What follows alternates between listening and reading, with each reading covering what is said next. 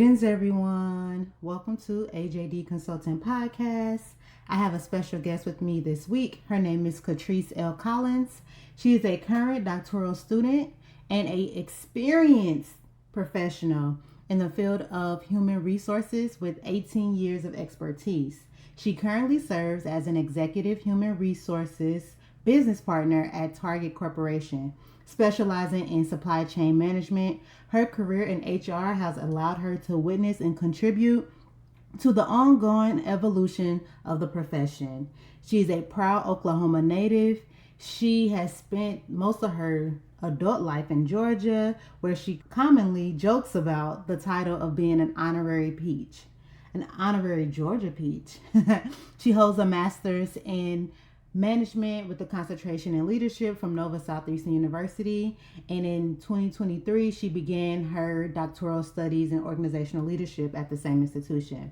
Her long term goals include transitioning into a leadership role focused on building a culture of learning, diversity, emotional intelligence, and employee talent development. Katriss is passionate about skill development, education, training, with a strong commitment to fostering growth in various environments. Beyond her professional accomplishments, she is also a dedicated mother, an avid reader, a photography enthusiast, and a volunteer. She engages in spiritual practices such as meditation and journaling, and has recently taken up participating in 5 and 10K walk runs for causes that are close to her heart. Despite her many interests, her greatest joy comes from spending time with her family and exploring new adventures with them. Collins is excited to continue her academic journey and is confident that her doctoral experiences will provide the credentials and insights necessary to achieve her aspirations of impacting organizational leadership and talent development. Oh, you all, I have Katriss here. Thank you so much for joining me today. How are you Yes, I am feeling? happy to be here. I am excited to be here. This is my first podcast, But not her last. but not my last. I know that's right. So, as you know, I am a genealogist as well. And so I am always fascinated about origin stories. So, can you tell me a little bit about yourself and how did you get into supply chain and how did you get into HR? Okay, so first, how I start, I'll tell you, the viewers, a little bit about myself. What are some of the things that I like? And then we'll segue into that. I'm originally from a small town in Oklahoma called Muskogee, so I am a country girl. You're probably too young to remember the song "I'm a Okie from Muskogee" or the phrase "I'm a Okie from Muskogee," but I am.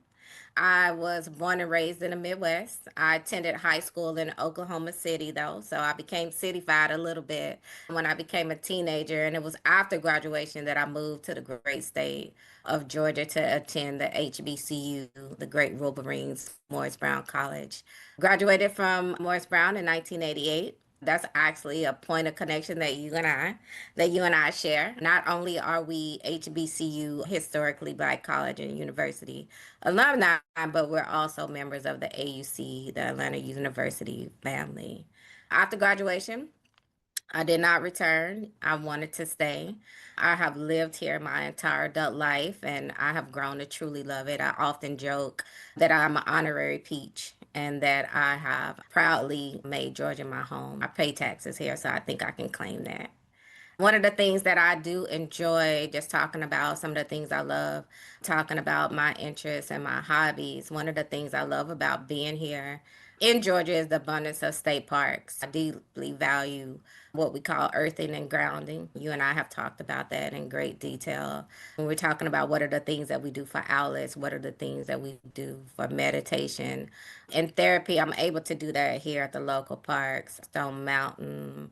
I actually was at the Botanical Garden not too long ago, and then 2 days ago, I was at what you call a park near Midtown. Some of the local viewers that are listening that are here in Atlanta, when I say the Beltline. So I was actually there 2 days ago. An appreciation for my nature. I do have a strong love for sports. both collegiate and on a professional level. I love the Alabama football team, being from the Midwest, Dallas Cowboys, and I love LeBron. I'm actually gonna, no matter what anybody says, I will jump on his bandwagon. I'll follow him wherever I go. So right now, wherever he goes. So I'm a Laker fan. I do dabble in photography. If you look at my background, I have a Nikon and a Canon. So it's at the parks that I'll take pictures for therapy at the parks as well. And then I love history like yourself. Now I'm not as sophisticated as you are, right? But I have also done some, I'm a history buff, and I have done some family history within my own immediate family, searching for my grandmother's grandparents back in 2012. So just a couple of hobbies and interests that I have. But as much as I love those things, I also it's nothing like spending time with family and friends. My daughter, Gianni, who is continuing the HBCU legacy, she is at Albany State University. She's actually home for the summer, so when she will fit me in her schedule, I'm gonna cherish the moments with her. And then I'll divide the rest of my time between my professional responsibilities as a human resource, executive human resource business partner, and my commitments there, and then as a doctoral student. So just a little bit about me. Thank you so much. And so I love that you added more detail about like your upbringing and where you're from, because you could just see Oklahoma and be like, okay, but you're like, no, small town, and I went to the city and then I left and went to Atlanta and never looked back. And so you briefly mentioned your current role at Target, and what did you study in your bachelor's and master's degrees? And how did that lead you to Target So and HR? I know people say this all the time. That's a really great question, but that really is a good question. I love sharing my journey as AD. I love sharing my journey with others in hopes that it motivates them to find their own path. One thing I learned, for sure, one thing that we know for sure is that there are no cookie cutter journeys and that each of us has our own. But my prayer is that I can share my story in a way that's relatable and motivational, because it's not orthodox. I come from that team, that group, that pocket of people who try to do a couple of things until eventually you find your way. And that's the path that I have taken. And I love to tell that story for those who sometimes don't know or who are confused. I started out, as I mentioned in my intro, that I went to Morris Brown. Now, it was at Morris Brown that I was a biology pre-med major, right? Different from where I am and when I go in to tell you more about what I do and what I have done for 20 years. For sure is dealing with people, but on a wholly different level. I had ambitions when I left home. I left Oklahoma as a teenager, and I came here to major in medicine because I wanted to be a pediatrician, right? And that was not my path.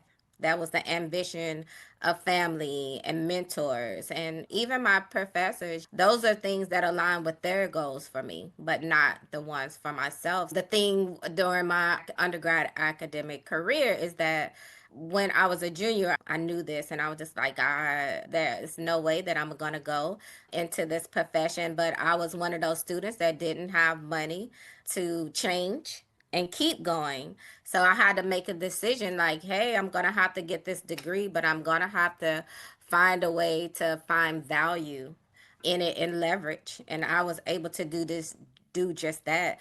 And funny thing is that, or the really great thing is that to this day, I use the scientific method, and I use it almost every day. And I for sure use it in my role as an executive business partner, because the scientific method, it helps me with decision making. It helps me with problem solving. And I have leveraged it, and it has served me quite well, and it continues to serve me.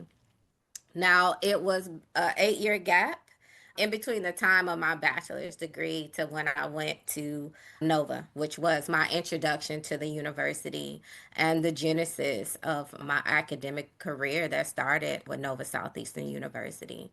And that was very intentional. It was intentional in the sense that I wanted to get this experience before I went into back into the academic world, because like the bachelor's degree, I wanted to get it right. I didn't want to just keep getting degrees. I wanted to align with my passion, and what I found was the jobs that I was having, I was always, it was a reoccurring theme of that I was always in some type of leadership role, right?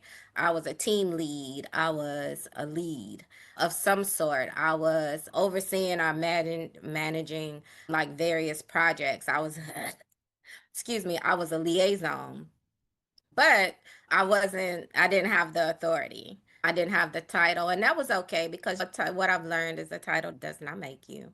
But what I learned that also the compensation didn't come with that, right? And I was doing all of these things, but I wasn't being awarded for it. And so I was just like, I'm seeing this theme. I have this gift. I have this gift to lead others. I thought about it. I researched, and I said, this is what I want to do. I came to Nova, and my master's degree is a MSML. It's a master's of science with a management, with a concentration in leadership degree. And that propelled me when we talk about my timeline. That propelled me. And when we talk about what are the things that how you would advise others, is that you want to just make sure that you're aligning with the things that are happening. You're aligning them with the gifts and the passions that you have. And I tried to do it in that way because those are the assignments that I was being put on. And when I tell you that the company that I was working at the same time that I was getting my master's, they were excited about it. And they were just like, you know what? We're going to allow you to use your degree. And it was a perfect transition from me just having jobs to now I can move into my career. And that's some of the things that I just really love to tell the younger generation, or just anyone that I'm mentoring or anyone that's seeking that advice. That is when I transition into not having just a job anymore, to just going into my career. So I started out very entry level. I was their HR coordinator. This was at Pearson Education.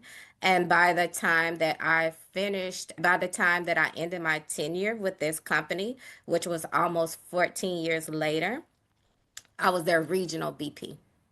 When we talk about the genesis of my master's degree, I learned so much about leadership and leadership competencies, communications. My thesis and my capstone was actually, it was on readiness levels.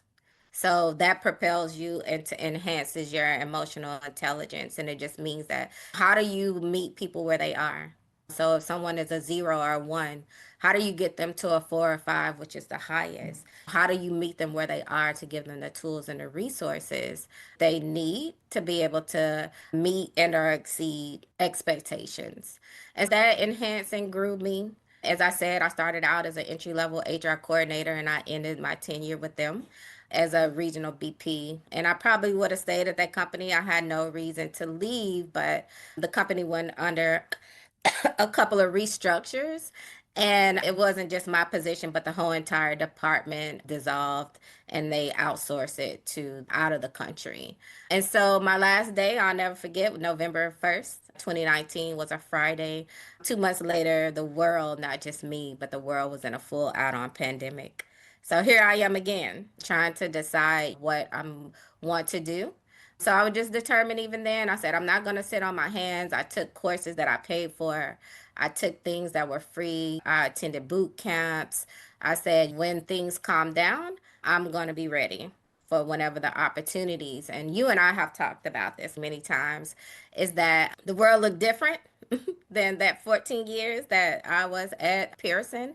Now companies are taking you through 4 and 5 rounds of interviews. And it feels like you are auditioning for a reality TV show. And I say, you know what? I'm at this phase and this stage in my career now where I'm not necessarily needing to just improve a skill, improve another skill. I have these strengths that are strong suits, and I even have these strengths now that what I call superpowers. And so, what do I do to evolve and to transition to higher heights and to higher levels? And that's when my doctoral decision came about, and I said, you know what? I'll get a discount with Nova.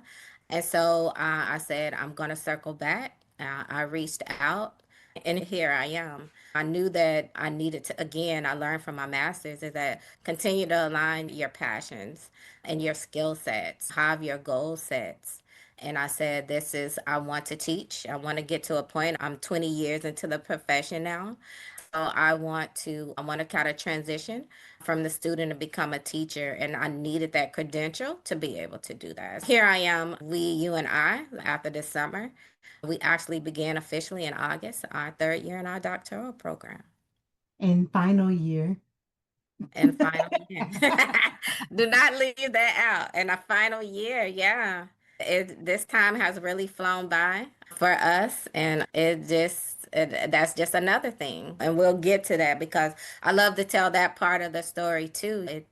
It's quite the journey, but you're the wiser for it in the end. That's right.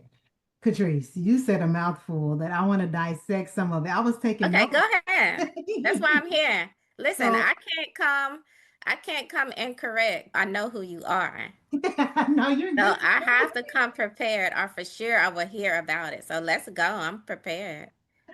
So no, I learned so much more about you just right there. I didn't know Okay. all of these intricate pieces of your journey, so I Yeah. appreciate that. So I'm over here fanning out a little bit. I'm like, oh, I didn't know that. Oh, that's good. So I wrote down my notes. One thing that Yeah. you said that really resonated with me is finding those themes and connecting all of your experiences to your passions and your gifts so it doesn't look like it's misaligned and you're not just taking Yes. on a job just to take on a job. I Right. think that is so important, especially when you talked about not having a linear path in your career. But it won't be linear, or it could be linear if you keep it on theme or if you keep it on passion. It just may not look that way to the outside world. But I love when you said you found value and then you leveraged. And I'm like, Yes. how did you do that from a science degree to being in HR? Like, how did Um, you really use those words to Yeah, start your I love that you asked that because again, it's going back to the themes. And I think that's one of the things that sometimes we miss. We miss in ourselves, we miss in others. If anyone is listening with children, like just pay attention. You will see those things. And so all along, I think that what my family was doing, I think what my mentors were doing, and even my professors, they saw that I love people, right? They saw that I was very passionate about helping heal to make better. But really what the integral part of it was is that I'm a people person. And so the waters were just getting a little bit muddy and it just was unclear. But what I will encourage people to do is something that you and I do with each other. That's why I just really love our union and our connection along this journey is that we motivate and we encourage what you want to do, even if you have to be an advocate for yourself. Keep trying, keep swinging that bat. You are going to hit something. And that's what I continue to do. I just kept trying. Even after I graduated from undergraduate, I tried my hand I was the youngest person at an engineering firm. But I excelled because like I said, I used those transferable skills, communication, emotional intelligence, employee relations, just really leveraging those, like I said, the scientific method, problem solving. You're a problem solver. So every time that, even now, when I have as someone who has a seat at the table, not to come to the table, group think and create and want to just let me run my ideas, you got to come with solutions. And so I leveraged those characteristics that I learned and I eventually found my way and I just kept saying, I said, you know what? Just don't quit because that's when you will fail. And that's what I share with others who I mentor or that are my direct reports or those people who are in my circle who seek my guidance in some way or another. I'm just always encouraging keep trying because you're gonna figure it out and that was the thing that I was able to do. You just got to keep trying. Thank you. I have another question for you. Yeah. You talked about your position dissolving on November 1st, Mhm. 2019. And you also talked about doing some professional development. So were you completely unemployed from that period? I was completely unemployed. Now, to be fair, I have been at this company for almost 14 years, so I had a very nice severance package. I had savings. I had those things, something that you teach me even now is you want to have those reserves. So I had those reserves, but I also had my daughter. So it wasn't just me looking out for myself. I had this teenage daughter who was getting ready to go to college herself. I just had that anxiety that was driving me as well, wanting to make sure that she had what she needed to start her journey. I really did. That was my mantra. That was my motivation. Don't sit on your hands. Like, I know this world. And if we could just go back to that moment in the beginning, you remember at the very beginning of COVID, people were dying. We didn't have masks in the beginning. We didn't have those things. It was completely like the unknown. I just made sure that I was very adamant. Still kept a schedule. I still worked up like was going to a job every day, but looking and building skills because what I said is when it's time to go back out there, I'm not going to lose anything. I would have gained more skills and more knowledge and be able to keep what I have. I treated it, I was very disciplined in that way and not wanting to be left behind.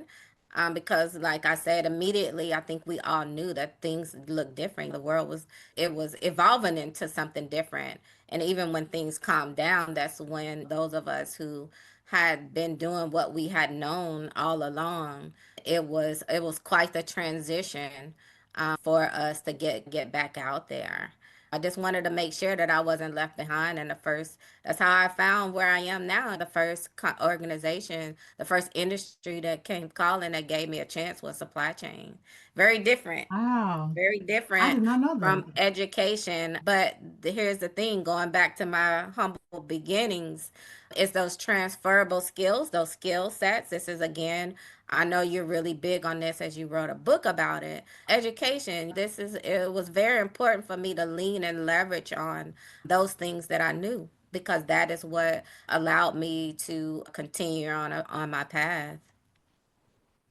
I love that. And how soon after did you get a job? So what Oh, happened wow. after that? Listen, that is a whole nother podcast on a different day. But when I Woo! tell you, AD, so November 1st, 2019, I did not get hired at another company. Now, I did little contract works in between, right? But I did not get hired permanently with benefits until April of 2023. 2023. Just imagine the anxiety that I had. But once again, what do I say when I'm interviewing? How do I explain these gaps, which was even more so important? And the company that gave me the opportunity, they were impressed by the things that I was doing. I've got a certification while I was during that On time frame. sabbatical. You were on Uh-huh. sabbatical. Right, sabbatical, wink, wink. In the knowledge that I had gained, technology was not always my strong suit, but what I did was I just made sure that I was just like, okay, this is the time that it becomes, right? And you're taking these courses, you again, like I said at the start of our interview, the courses that I had to pay for, I did, courses that were free. During COVID, organizations were pretty lenient and some of them were offering free services. So I took advantage of everything that was free and I network, which I know we'll get to that question. So I just made sure that I leveraged what resources that I had just to make sure that I was able to really bring the skill sets that I had to the table, but have some new ones in addition to. And it has worked for me. I haven't had to look back since. The company was a startup company, which is very challenging for a major titan in the supply chain industry. I'm able to continue to build in that way. And that's the thing that I would just really share with people. I share with your viewers. You just really want to make sure that you're leveraging your strengths, but you're also making sure you're doing those things that master your craft. We call them subject matter experts, SMEs in our world. So you just want to make sure that you can present yourself. You have to do the work, and that's what I call myself doing during that time, as you say, my sabbatical. No, I love the stories. Like again, I didn't know all these details. So I'm like, you too? You experienced this? Okay.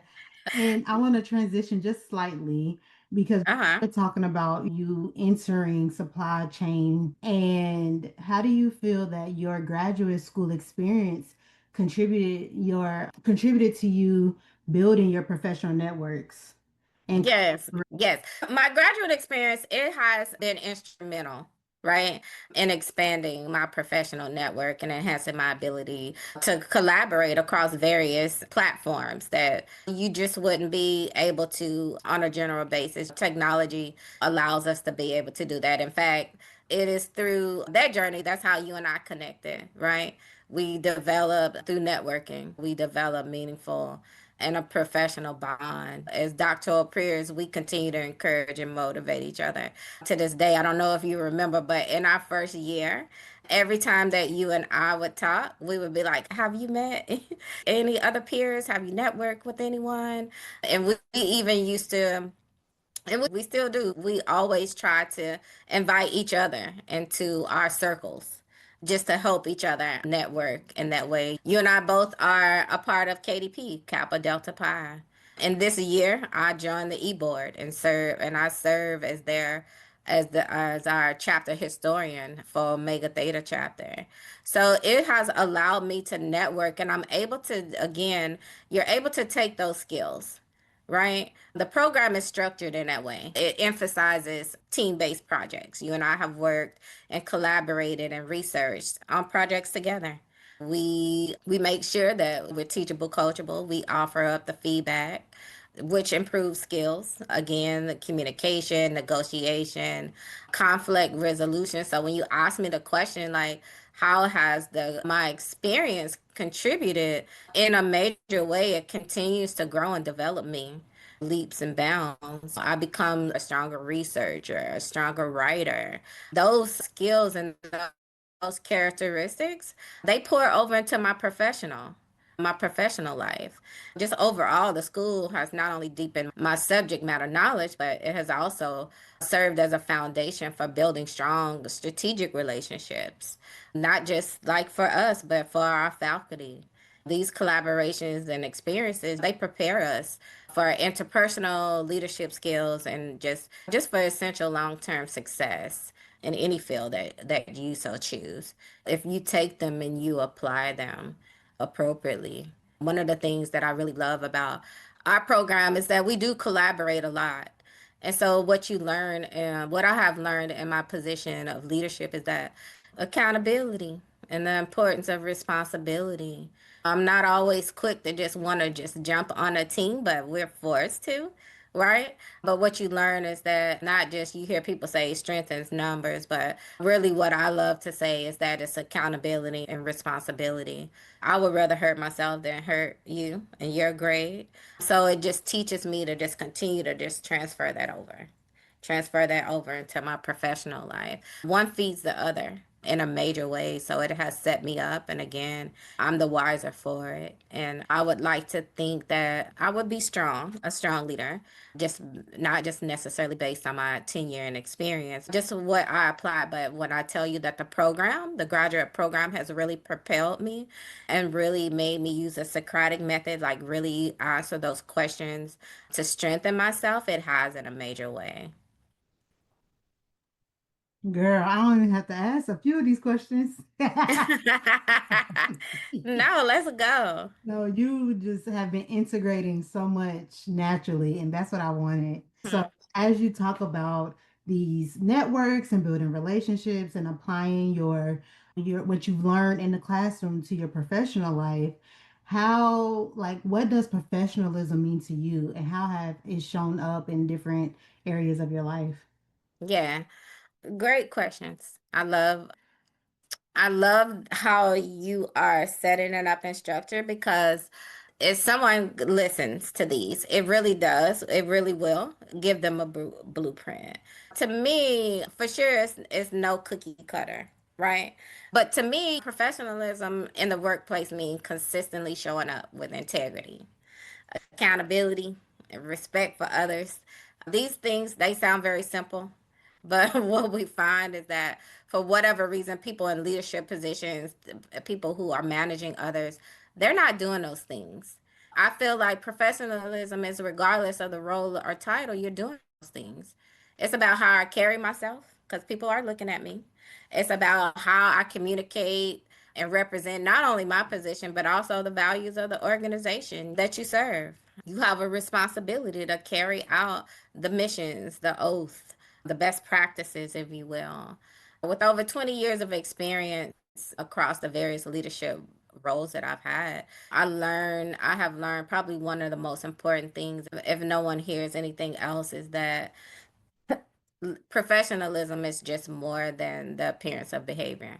It's about emotional intelligence, consistency of that, and how you make others feel. People will always remember how you made them feel if you included them. Following through on your commitment. In my house, my daughter will tell you, we have a rule: task completion. You complete tasks. That way, we could trust each other that we'll do what we say we're going to do. That ties back into that integrity piece, which is doing what you say you're going to do, being who you say you are, being able to handle conflicts with maturity, and maintaining a high standard of excellence in both in your own right as an individual and then in your team contributions. I do have direct reports, so I'm responsible for how I carry myself to teach them. In my current role as an executive HR business partner, professionalism also means I'm a trusted advisor. I have business partners in the building and across the network, and they depend greatly upon me. Being in human resources, we're responsible for ensuring confidentiality, right? We have an open door policy. You want to demonstrate cultural awareness and build those relationships again on trust. That requires knowing when to lead, when to listen, and when to influence change, even in complex or high pressure environment. What I will say is that ultimately, and I say this a lot, that professionalism is not just a skill, it's a mindset and a commitment just to bring in your best self to the workplace each day. You and I both know, again, once that sounds easy in essence, but it's very hard for whatever reason for people to do, but I do it. I also encourage and expect the same level of excellence from others, from my direct reports, from my partners. I'll give it, so I respect it. That's professionalism. That's how you foster a culture of that. But what I do want to say is that I don't want to give any place of employment or any job or career that I've ever had that credit where that came from. My grandparents. My grandparents taught me to live by that golden rule. Very simple. Treat people like you want to be treated. That's what professionalism is to me. I live by that mantra and it has served me well again. And I live by it and I execute it in no matter whatever space that I'm in. When I was the entry level, and now that I'm an executive and have a seat at the table, that does not change. So that's what professionalism, that's in a nutshell, that's what it is to me. Thank you for bringing that up because it's so funny. I feel like my definition of professionalism has changed over the years. I have definitely been the treat people how you want to be treated or that overall golden rule. But in my experience, I've learned that sometimes people don't perceive your intentions the way that you intend them to be. So you can be doing all the great things. Sometimes they will only remember what you didn't do or what decisions you True. made that they didn't like. So in any of those, have you had an experience like that? Or have you ever worked with a director or someone above you that has some challenging behaviors or and you had to Yeah. navigate that? Can you share an example and how you did Yeah. that? Yeah, absolutely. It's as old as the scriptures, as I say. For every good thing that you do, for every one good thing that you do, you got 10 people on the sideline telling you how bad it is. And what I say to that AD is for those moments, I have to live with myself. I have a conscience. I know what's right. Like I said, what professionalism is to me is integrity. I have to wake up with myself. I have to go to bed with myself, excuse me. And I have to continue to be who I know I am or how I want to lead and not let anyone change that, not let anyone's behavior change me. That's the thing that I have control over is my integrity, is my professionalism. And so I'm going to keep that. I do. I realize that I just said this not too long ago to my peers. I say, being in human resources, we deal with the human relations of the people. We are people leaders. People depend on us a great deal, but they also, the first finger, something goes wrong, guess who pointing it at? And you can cry unfair all day, or you can just keep going. And you could just keep doing what you know to be right and to be true or what have you. I have had more stories like that, as you said, than I have not. And again, I was just talking to my peers the other day, and I was just like, sometimes it seems like a thankless job. We don't do it for accolades. This is what we chose. But you're going to have those behaviors and those mindsets that are not, they are going to remember the mistakes, right? Because we all make them. There is no perfect situation or perfect person always. We have very little room for mistakes, but that doesn't mean that we don't make them. So that's how I handle those situations and leaders and peers and direct reports. I just have to keep going because I have a mission, right? So I can either choose to let them stop me or I can keep going. What I can control is me. I can't control them. And so I try not to, but I still do my job and I'm respectful in the Ethereum. That is what allows me to keep going. Thank you. You just handling these questions on the spot too. So thank you. Wow, And so I do listen. have an alternate question. Yes. As we are slowly starting to wrap up some of the formal questions, what do you think are the top three retention strategies for, again, maintaining, reducing some of the high turnover rates that we see in so many different industries right now? What do you think are the top three things that keep an employee at a job? So the top three right off the top of my head that are reoccurring for me is lead and create that buy-in, like whatever change is happening. You got to be able to communicate what's going on with the people because that will allow them to better receive whatever is happening in the workplace. If you withhold those things, then you lose the trust and you lose all those things that fall up under that umbrella. Engagement is a really huge one. Engaging meaning that you allow them to be a part, you hear their voice, whether it is something that you can really take in and execute and apply it. You don't be dismissive of them. And then you be inclusive. You be inclusive. You let everyone bring their ideas to the table and you continue to collaborate. Again, going back to that, people will always remember how you made them feel. I think about, for me, any job that I ever left, and I'm no job hopper, and I was never a job quitter or easy to quit position, but the time that I wanted to leave was the leadership was poor, right? It was poor leadership. It was poor example. It was the leaders who showed me what not to do. That's impactful too, as well. So it's just making sure that you continue to lead. John Maxwell has this phrase that is actually on my LinkedIn page. It says, a leader is one who knows the way, goes the way, and shows the way. I think that that's a recipe for continuing to engage people, to foster a culture of inclusion and belonging, and to retain them, right? People will stay somewhere even if they're making less salary. Not that it's the goal, that's what you want. But people will that feel valued, they will be loyal. So you just want to make sure that you're doing those things under that umbrella and that you are executingly and you're just building those trust and those relationships and you're just continue to foster their growth. If they're not their growth and their development, right? That's another way to retain them. I know you asked for a three. There's this saying that we use, watch me grow or watch me go. You want to make sure that you're growing and you're developing your people. Sorry, I was trying to unmute myself, but That's that communication, engagement, and inclusion. inclusion. Those are the. So I was like, that sounds like a book. Come on, let's write it together.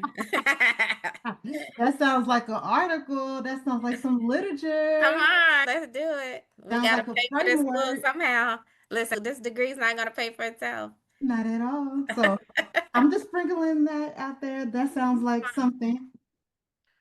So no, thank you for that because You're again, I'm welcome. over here taking notes and I love the quote that you shared. I'm going to look on your LinkedIn again to copy that. Yeah, John Maxwell. I think last semester we had a couple of articles that we had to read of his. I know for Dr. Sasso's class that we had to, and I was just like, that was my jam because I was just like, oh, this is my guy right here, the leadership guru himself. Just for sure, some nuggets of wisdom, some pearls of wisdom that you can take from it. You separate the meat from the potatoes, but you use how you can apply it into your realm, into your organization, into your industry, whatever it is that you're doing. And it's universal. You're an entrepreneur. Like I said at the top of the interview, you've taught me so much about leadership just from your own things that you were doing outside of school.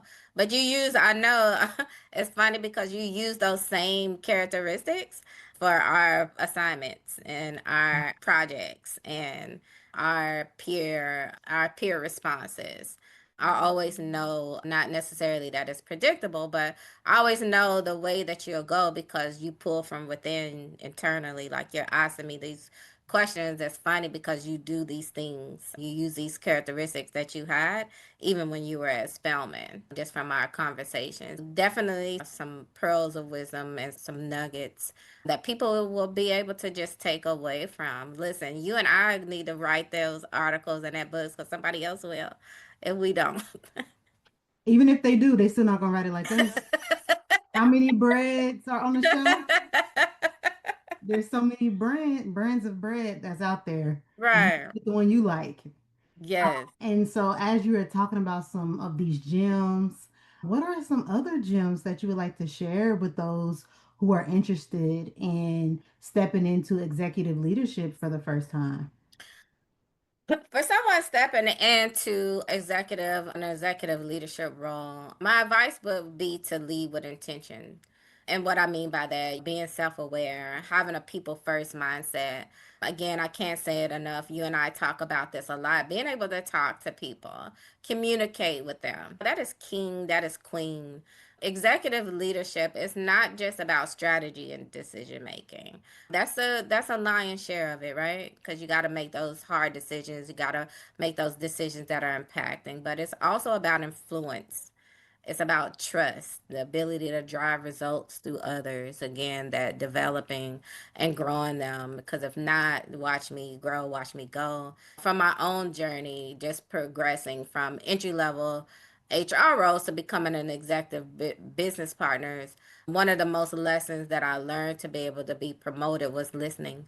Listening is just as powerful as leading. I was just having a conversation with my daughter 2 days ago, and I was sharing with her because she is both a pre-nursing major and double major pre-nursing and organizational leadership.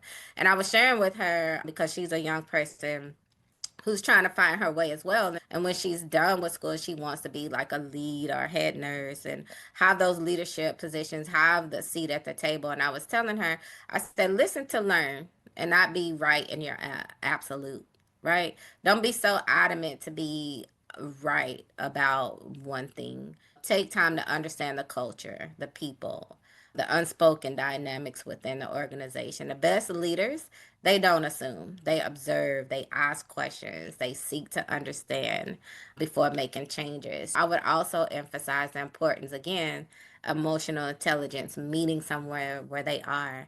As an executive, me showing up has really mattered.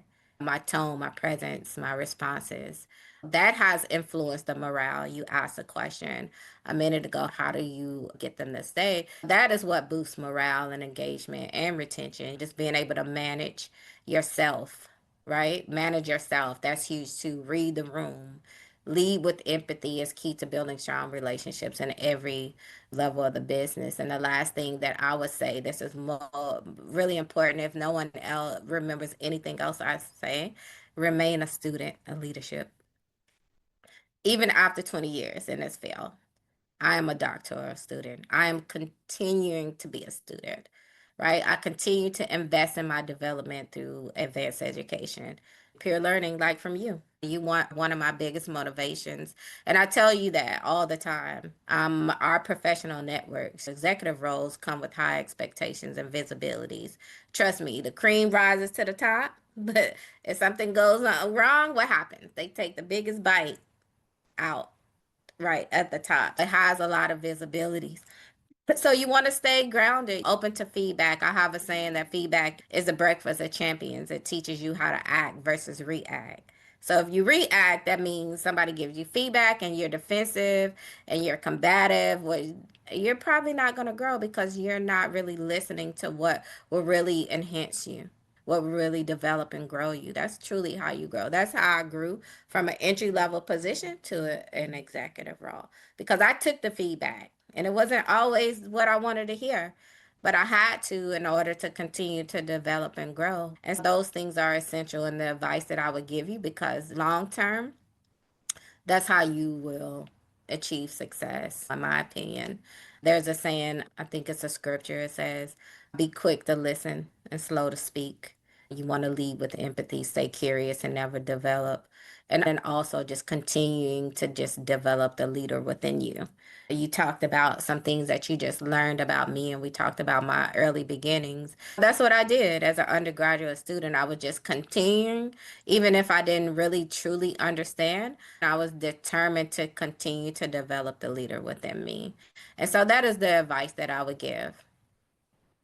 I know that is a lot, but It's a complex job, so it has to be a yeah. lot. You're right. Oh man. Again, you should see my notes. Crazy. Full page. And so the I'm last, glad. no, thank you. The last question that I have for you is more on the graduate school side. Okay. So what advice would you give to someone who is considering pursuing a graduate degree? Okay. So what I would say is to anyone considering a graduate degree is first get a clear understanding of what your why or your whys with the S is. Understand what you want the degree to do for you, whether it is deepening your expertise, shift you into a new career path. Remember, I shared with you that's my master's is how I transitioned from a job to a career. And I've been in a career ever since. Strengthen your leadership or position yourself for long term goals. Like for me, remember teaching, consulting, executive leadership. I'll give you an example. Again, when I was just obtaining jobs, introduced to my career for 20 years, had you not, had I not sought out school, I don't know how fast I would have grown, right? And I don't mean to say that is that there's a magic job at the end. I don't ever want to sell anyone any wooden nickels in that way, but I wanted to make myself very competitive, right? And so I also wanted to learn and enhance and develop my skills. So you have to ask yourself, what is it that what you want to do with it? My master served one purpose. It was speaking to the leadership roles that I was having, just to be able to give me that recognition of really being a leader. And then the doctoral program just aligned with my long-term goals of teaching and consulting. And hopefully next year it will be 20 years. Literally, I got my master's in 2006. It'll be 2026 when we get our doctoral degree, right? When they welcome us into the academy. And you want to make sure that you're aligning your long-term goals. And that's where I would start. Graduate school, remembers it requires discipline, time management. Always want to be honest in regards to that. It is about commitment to personal growth. It's not just about gaining knowledge. I actually was just talking to some peers the other day, and they were just like, oh, I just can't do a lot of work. I just don't want to go back to school to commit to doing assignments. And I was just like, you know what? It's really not, it really is more than that. It's not all about that. And I'll give you an example. As an HR business partner, I've dealt with ADA, the American Disabilities Act, and making sure that those with disabilities have the accommodations that they need. I'm very well versed in that. But just last week, I turned in a 10 to 15 page paper where I'm writing about, I'm researching about ADA in my law class that I'm taking this summer. And so it just continues to just give you that confidence and that expertise in that way that you probably would not have ever had. And it's building my credentials so that I can present myself in that way. And I think the last thing that I would say about that is don't wait for the perfect time, right? Because the perfect time that rarely comes. I decided during a pandemic. I don't know if that was perfect, right? But it was the right time for me because I was ready to align myself with what I was going to do. I was ready to evolve and I was ready to transition so I can be that transformational leader, right? So if the degree aligns with your purpose and goals, take that step, invest in yourself. You're not just going to walk away with a diploma. You're going to walk away transformed. Our professors, you could quote this better than me. Our professors all the time, they say that it's only 2% of the US population hold a terminal degree. Terminal meaning the doctoral level, the PhD level. So it's not going to be easy. Again, I would never sell those whiff tickets to you. What worth keeping is, right? Easy. Just those are the things that I would tell someone that is considering graduate school. I am the wiser for it. I think you and I, just knowing each other, if we were to give each other feedback, we look different from our first year. We look different. We have grown leaps and bounds. And it's the best decision that I made. When I have a seat at the table, I'm ready. I'm ready to problem solve. I'm ready to teach someone else how to do the same. And this doctoral degree is going to give me credentials to continue to be able to do that in that way. Get your whys together. Don't wait for that perfect time. If you know that this is it, that this is the time to invest in yourself, do the research, find out how you're going to do it, and just make that step forward. And I think you're fine. You'll find a starting point. You got to be able to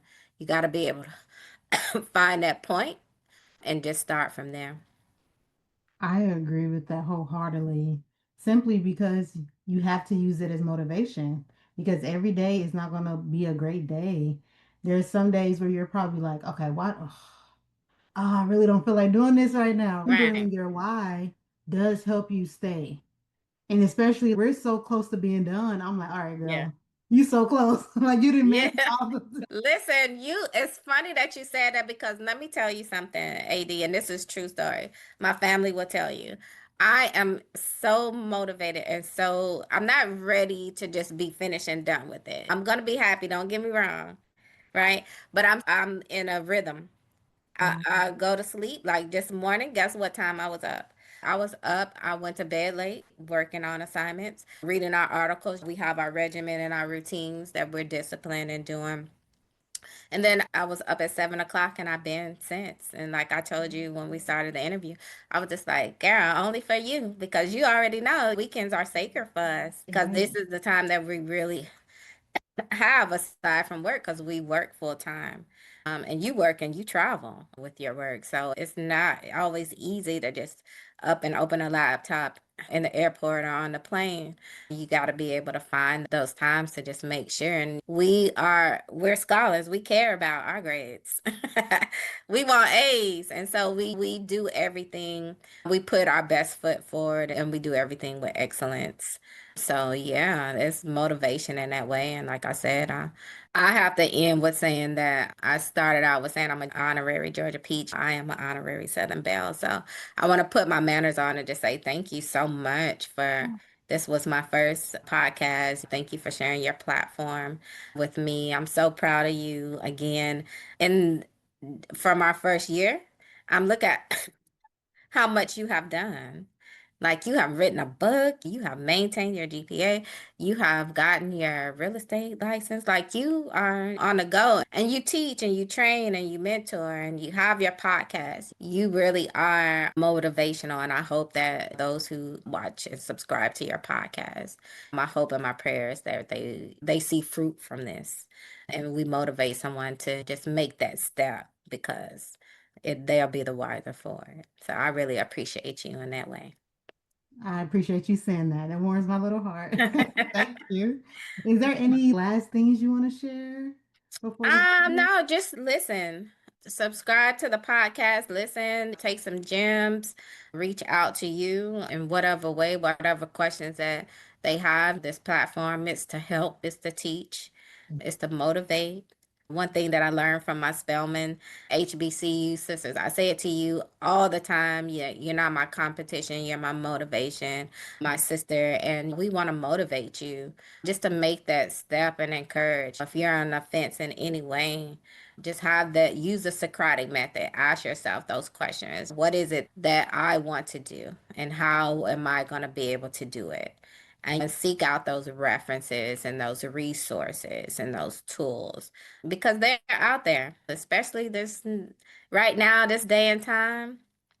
It's yours for the taking. It's yours for the leaving on the table. And don't leave anything on the table. We literally was beginning just yesterday, spells, right? We here now. And then next year they'll be welcome us into the academy. And I'm excited for what we'll continue to do in the field. And I want to say thank you for spending your time with me today. I genuinely enjoyed our conversation and how well you just rolled with the punches because I was asking questions that were not listed. And so Yeah. you handled those so well. And again, I was going to say thank you. And if someone wants to reach out to you, how can they contact you? You have motivated me to do a better job with branding myself because in a year, my books will be coming out in a year or two. And that's what our dissertation will be, is our books. So just right now, I think LinkedIn, Katriss, Katriss Collins.